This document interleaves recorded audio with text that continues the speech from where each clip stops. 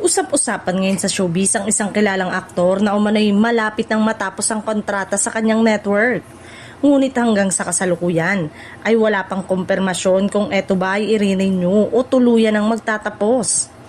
Ayon sa ilang source, nananatiling tahimik ang kampo ng aktor hinggil sa naturang usapin.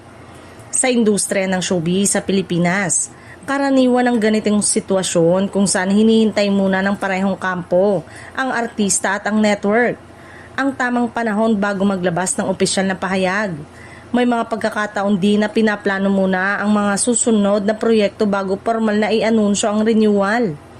Matatanda ang may mga aktor na rin noon na hinayaang mag-expire ang kanilang kontrata upang magkaroon ng mas maraming oportunidad at nagiging freelance matapos ang kanyang exclusive contract sa isang network bilang bahagi ng kanyang career shift.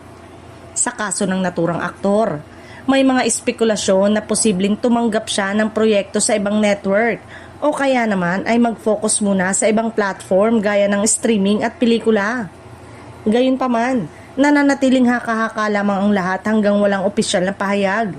Samantala, may mga fans na umaasang magre-renew pa rin ng aktor dahil sa matagumpay niyang mga proyekto sa kasalukuyang network.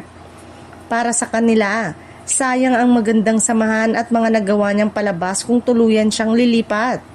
Sa ngayon, patuloy ang paghihintay ng publiko sa magiging desisyon ng aktor.